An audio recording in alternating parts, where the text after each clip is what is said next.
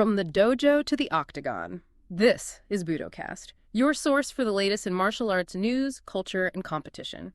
From breaking fight results to evolving techniques, we cover it all. Let's get into it. I am super excited for this deep dive today. Same here, because, usually when we think about martial arts, there's this deeply ingrained expectation of just raw, unfiltered grit. Oh, absolutely. Like that quintessential 80s action movie training montage. Right. You picture walking into a dimly lit, sweltering basement.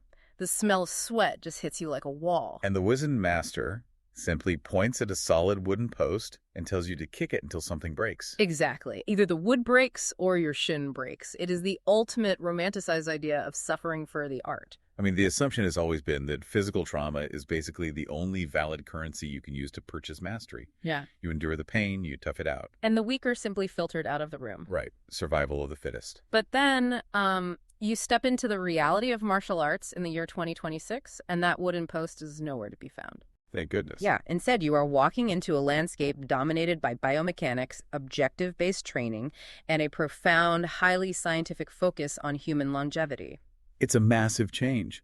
The X-ray machine and the sports science lab have essentially evicted the old-school torture devices from the dojo. We are literally witnessing a complete paradigm shift.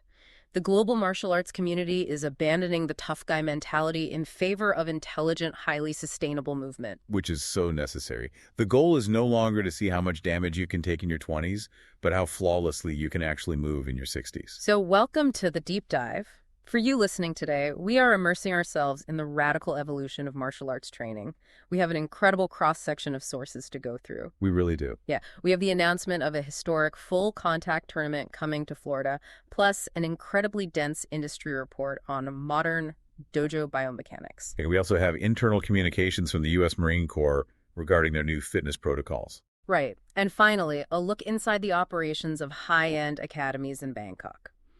So our mission today is to uncover the underlying mechanisms of this shift.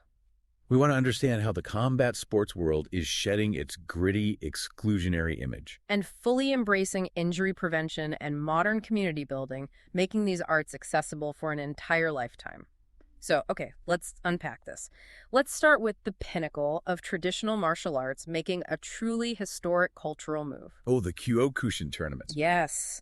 In May of 2026, the Kyokushin-kan America Open International Championships is arriving in the United States for the very first time. This is a monumental milestone for the global fighting community, specifically because of what Kyokushin actually represents. For those who might be unfamiliar, can you break down what makes Kyokushin so intense? Yeah, so Kyokushin is renowned as one of the most grueling, rigorous styles of bare-knuckle, full-contact karate on the planet.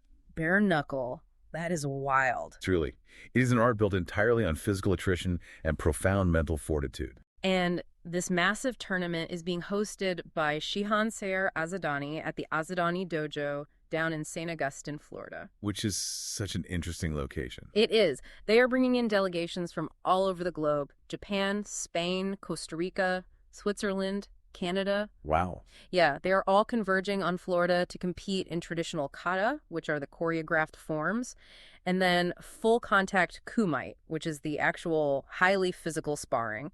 The choice of Saint Augustine creates such a fascinating juxtaposition. I mean, you have this deeply traditional, notoriously brutal Japanese martial art setting up camp in the oldest continuously inhabited city in the United States. Right. They specifically chose a location known for its historic Spanish architecture and pristine beaches. And its highly developed tourism infrastructure, which is easily accessible from the Jacksonville airport. It is essentially bringing the Olympics of full-contact karate to a Florida tourist haven. It really is. But reading through the sheer scale of this event, a critical question immediately surfaced for me. You are flying in elite athletes from multiple continents for full-contact kumite. We are talking about bare-knuckle body blows. They're taking full-force kicks directly to the leg. Exactly. So how on earth do practitioners actually sustain this over a lifetime? That is the big question. Yeah, how do you practice a martial art that physically destructive for decades without waking up at age 50 unable to walk? Well, what's fascinating here is that the survival of these ancient arts actually depends entirely on cutting-edge sports science today. Oh, really? Science is keeping it alive? Absolutely. To preserve deeply traditional systems like Kyokushin, to ensure an aging practitioner can still step onto those mats in St. Augustine and compete. Modern biomechanics has had to intervene. So they are marrying the old with the new. Exactly. The tradition provides the mental discipline and the philosophical framework, but biomechanics is the only thing that can provide the physical longevity to actually do it. Because you cannot just walk into a tournament like that in your 40s without a completely different approach to preparation. No way.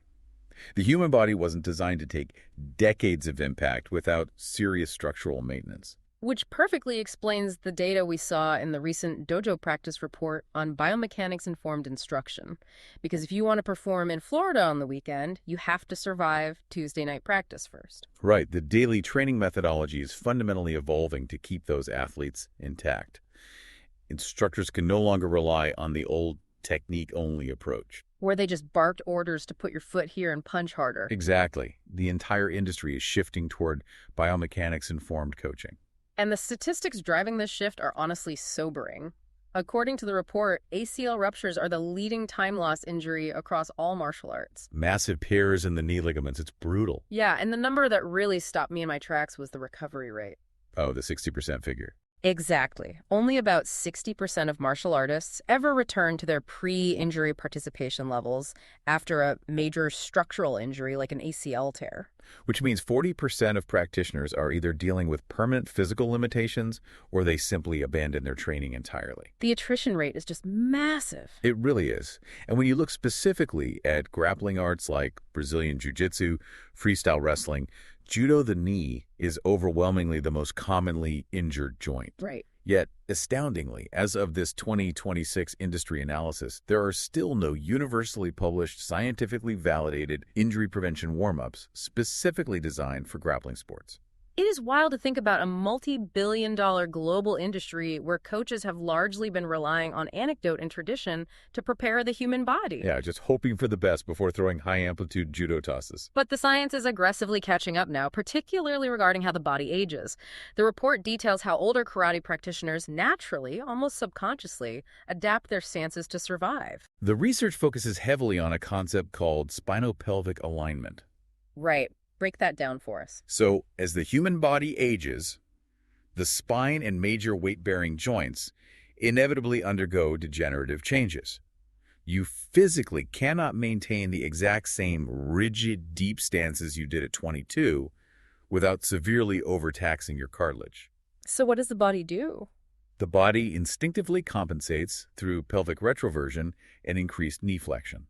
Okay, so you are tilting your pelvis and dropping your center of gravity by bending the knees just a fraction more. Exactly, to stay balanced within what researchers term the cone of economy. I absolutely love that visual. To me, the cone of economy is identical to a smartphone entering low battery mode. Oh, that's a great way to look at it. Right. Your operating system, which is your brain, realizes the hardware is aging. So it subtly adapts the center of gravity to save energy. Exactly. It adapts to protect the joints, all without actually shutting down the application. And the application being the technique you were trying to throw. I love that. By prioritizing that pelvic alignment and staying within that cone, an aging practitioner executes the technique with virtually no compromise in stopping power. But with vastly reduced shear force on their own joints. Exactly. It is the literal application of physics to extend an athlete's career. But the report makes it clear that alignment isn't just an aging protocol. It is a fundamental defensive strategy for everyone. Take the traditional karate bladed stance, where the fighter stands almost completely sideways, side on to their opponent. Right. That specific bladed stance evolved in a very particular ecosystem, point karate tournaments. Yeah, in a point fighting rule set, the sole objective is explosive linear speed, and strikes are strictly limited to areas above the waist. The moment a single strike lands cleanly, the referee halts the action. Right. For that highly specific environment, being totally side-on makes you an incredibly narrow, elusive target that can fire forward like a sprinter out of the blocks. But if you take that exact same bladed stance into a full contact rule set, like the kumite in Saint Augustine, or stepping into an MMA page, you are walking into a buzzsaw. Oh, completely. Your laid foot is turned inward, placing the side of your knee completely exposed. The biomechanics of the stance literally dictate your vulnerability to getting your lead leg chopped to pieces by low kicks. Which is why modern instructors are finally coaching stance and footwork as primary defense mechanisms, tailored to the physics of the specific rule set and the individual student's anatomical history. And in the grappling arts, researchers are utilizing advanced screening to find hidden vulnerabilities. They have discovered that interlimb strength asymmetries, where one leg or one side of your hip is measurably stronger than the other, are massive predictors of catastrophic injury. Especially when paired with reduced hip rotation. Yeah, the report specifically linked reduced hip rotation to previous lower back injuries in grapplers. A modern coach in 2026 isn't just showing you a hip toss.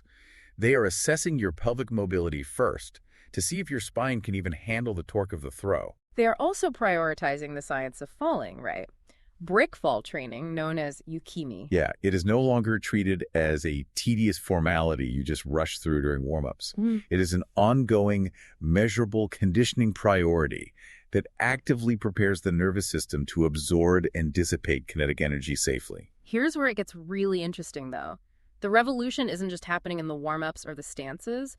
It is completely rewriting how live combat is actually practiced. Oh, the restriction games? Yes. The report breaks down how high-level MMA coaching frameworks have introduced these objective-based live training scenarios. It is one of the most brilliant applications of sports science in the modern era. My absolute favorite example from the data is the most bear hugs game. That one is so clever. It is. You have two fighters sparring, but all striking is completely banned. You cannot throw a single punch or kick, but you also aren't allowed to take the person to the ground and crank a submission. So what's the goal? The only objective is to secure the most dominant body locks or bear hugs. I was trying to visualize doing this, and if my hands are basically tied when it comes to striking or finishing, I am forced to do nothing but fight for micro-positioning. Exactly. You are forcing the athletes to isolate the literal connective tissue of grappling. Right. Without the threat of knockouts or joint submissions, the brain can fully concentrate on mastering hand fighting in the clinch, manipulating the opponent's center of gravity and digging for underhooks. So you are getting all the cardiovascular intensity and live resistance of a real fight, but you've surgically removed the mechanisms that actually cause brain trauma or torn ligaments. It fosters a dojo culture where biomechanical competence must precede high intensity, which is the driving force behind the new safety protocols sweeping the country, most notably the 50-hour rule. The 50-hour rule is fascinating. U.S. dojos are increasingly requiring brand new students to accumulate a documented baseline of 50 hours of structured training before they are permitted to engage in any free sparring. No unscripted throws, no live rolling. The student must demonstrate a thorough understanding of their own body mechanics and receive explicit approval from the head instructor before the training wheels come off. Light body conditioning and advanced joint locks are entirely restricted until proper control is proven. It is the exact same logic as requiring a learner's permit before letting a teenager drive on the highway. You can't just hand them the keys to a sports car. Right. You cannot just jump into the fast lane doing 70 miles per hour surrounded by unpredictable traffic. You need 50 hours in the empty parking lot first. Proving you know where the brakes are, proving you know how to tap out, and proving you actually respect your partner's joints before you are allowed to go live. Before we dive deeper, shout out to our sponsors. First up, Elite Sports, leaders in premium fightwear for BJJ and MMA. Whether you're rolling or striking, they've got gear built to move with you. Check them out at elitesports.com. And if you're a school owner looking to optimize your dojo's performance, you need to check out Lotus by Open Black Belt. It's the ultimate management software for tracking ranks, attendance, and billing. They are currently offering a free trial to our listeners. Streamline your business so you can spend more time on the mats. Visit openblackbelt.com to start your trial today. You can find links for both in the show notes. And if you've got a story, news tip, or question, send it to us at Budocast.com. They really make fantastic gear. Absolutely. So getting back to it, if local commercial dojos are having this biomechanical awakening to protect a few dozen students on a Tuesday night, imagine the logistical challenge of managing the physical readiness of hundreds of thousands of bodies in high-stakes environments. Yeah, that brings us to the military. Exactly. Specifically, the recent administrative message from the U.S. Marine Corps detailing the calendar year 2026 events for their fitness and martial arts centers. The Marine Corps manages human performance at scale under the most extreme conditions imaginable. Their new protocols focus heavily on the Force Fitness program. And the underlying philosophy of this Force Fitness program completely subverts expectations. It really does. They are utilizing structured functional exercise science to optimize mental and physical performance, to maximize unit readiness, and, this is the most critical mandate, to actively reduce injuries. Marines are literally sent to advanced training centers in Quantico to earn a specific military occupational specialty focused entirely on this science. The 0919 MOS, right. Correct. They become Force Fitness Instructors. They act as human mechanics for their entire unit, serving as the subject matter expert in injury mitigation. They even conduct water survival advanced courses to generate specialized safety swimmers who can actively prevent aquatic training disasters before they happen. Which is huge. Let me play devil's advocate for a second, though, because this goes against every piece of pop culture we consume. How so? Well, isn't the entire point of military boot camp to push human beings past their breaking point? We picture the drill instructor screaming in the mud, forcing recruits to run until their shins splinter. Yeah, the classic movie trope. There is a profound irony in the fact that the most notoriously tough branch of the military, the Marines, are the ones abandoning the tough-it-out mentality in favor of functional injury prevention. It shatters the cinematic illusion, for sure. But the military recognized a glaring operational flaw in the old model. A broken body is a massive liability. Obviously. If a Marine's knee is shredded because an old-school instructor told him to tough out a poorly supervised, grueling physical drill, that Marine is non-deployable. They are a casualty of their own training before they ever see a battlefield. Exactly. They are losing millions of dollars and compromising unit strength just out of sheer stubbornness. If we connect this to the bigger picture, true operational readiness requires a deep respect for the absolute limits of human anatomy.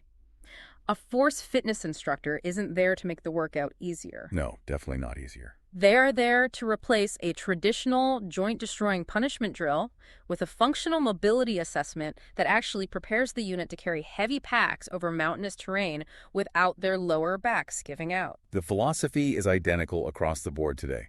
Whether you are an aging Kyokushin black belt preparing for the America Open in Florida or a combat-ready Marine stationed in Quantico, the fundamental truth remains. Untreated injuries serve absolutely no one. You must train intelligently to stay in the fight.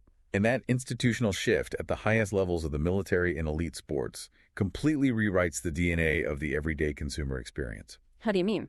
If the Marines are treating human bodies like high-performance engines that require careful tuning, the local commercial gym can no longer treat walk-ins like disposable cannon fodder.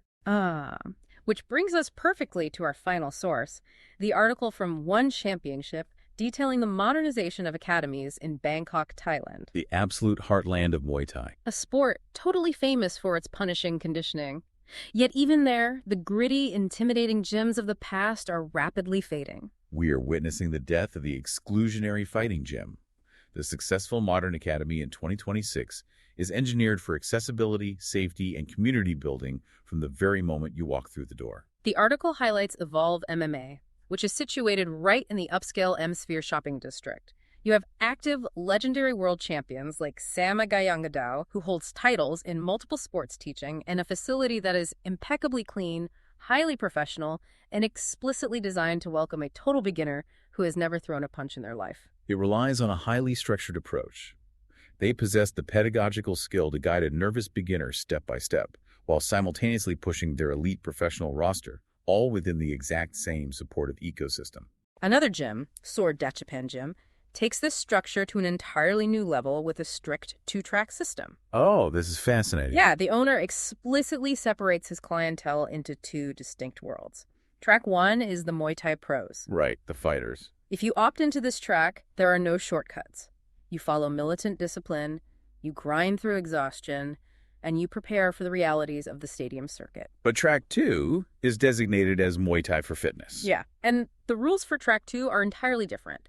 The owner states clearly that they do not push the fitness members like the professionals. If a fitness member is tired, they are actively encouraged to sit down and rest. If they feel off, they take a break. Which is a remarkably astute business model. It is. The Dojo Practice Report highlighted that United States martial arts revenue surged to $19.4 billion in 2024. $19 billion. That is massive. You do not generate nearly $20 billion by exclusively catering to elite cage fighters. You reach those numbers by making the physiological benefits of the art safely accessible to the general public. So, what does this all mean? When I first read about the Sor Dechapan gym physically separating the pros from the hobbyists, it felt almost elitist. Yeah, I can see how it sounds that way at first.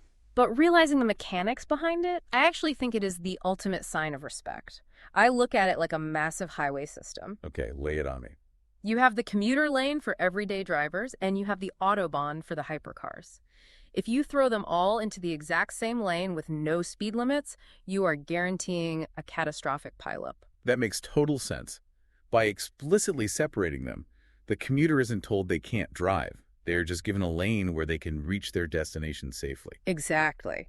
While the hypercar is given the space to redline without plowing into anyone, it protects the stressed-out accountant from getting overwhelmed or concussed, while ensuring the future world champion isn't held back by someone who just wants to break a sweat. And even the quietest, oldest traditions are being validated by modern science to serve this broader wellness market. What do you mean? The report noted that ancient rituals like Seiza, the formal kneeling posture, and the opening breathwork of traditional classes are no longer viewed merely as cultural window dressing. They actually have measurable benefits. Oh, absolutely. Neurological data confirms that these specific postural and breathing practices act as highly effective downregulation tools. They are documented to reduce physiological stress markers by up to 30%. Wow, 30% just from the opening routine. Yeah. People may walk in seeking a cardio workout, but they are secretly receiving profound nervous system regulation. This raises an important question, though. How does an academy build a genuinely unified community when its members have such wildly divergent goals? If half the room is preparing to bleed for a world title, and the other half is just trying to burn off the anxiety of a corporate boardroom, how do they exist as a single tribe? The answer lies in the safety of boundaries. Clear, unyielding structure creates true inclusivity. By defining the rules of engagement.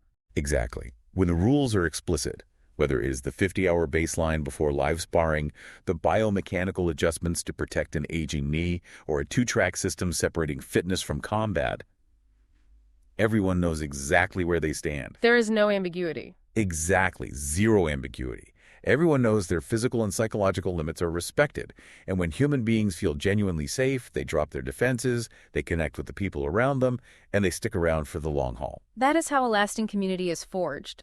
Structure creates safety, and safety creates community. Well said. We have traced a truly fascinating trajectory today for this deep dive. We began with the historic arrival of the Kyokushin-kan America Open, bringing elite full-contact tradition to the tourist beaches of Florida. We examined the underlying sports science making that longevity possible, how concepts like spinopelvic alignment, the cone of economy, and restriction games protect the joints and rewrite the daily practice of martial arts. We saw how institutions as massive as the U.S. Marine Corps are standardizing these exact concepts through the Force Fitness program, choosing functional mobility and injury prevention over the outdated machismo of breaking soldiers down. And we concluded with the modern academies in Bangkok, proving that distinct, structured tracks for professionals and beginners are the key to building massive, welcoming communities. So for you listening, whether you are actively pursuing a black belt, searching for a supportive fitness community to regulate your stress, or simply fascinated by how the human machine adapts to extreme demands, know this. The pursuit of physical mastery has never been smarter. And it has never been safer. The evolution of these practices proves definitively that you do not have to destroy the physical body in order to forge an unbreakable mind. Which brings us full circle. That old cinematic image of the sweltering basement, the scent of fear, and kicking the wooden post until your shin splinters, that is officially a relic of the past. Today, the art is illuminated, protected, and propelled forward by science. But as we look toward the horizon, it leaves us with one incredibly provocative thought to ponder. Oh, without a doubt. Because as we move deeper into the 2020s, virtual reality and AI movement tracking are becoming astonishingly precise. So precise. Soon, you will have an AI coach capable of tracking your spinopelvic alignment and hip rotation down to the millimeter right in your living room. Will the next massive evolution of martial arts bypass the physical dojo entirely, replacing the training partner with an algorithm? Or will our deep evolutionary craving for a physical tribe, for shared sweat and tangible human connection, ensure that these modern structured academies become even more vital in a world that is increasingly isolated and digital? It is the ultimate tension between the frictionless convenience of technology and the messy, beautiful necessity of human community. Something to think about the next time you step onto the mats or into your living room. That's it for this episode of Budocast. Thanks for joining us as we break down the latest in martial arts. We'll be back soon with more news, stories, and insights. Until then, train hard, stay humble.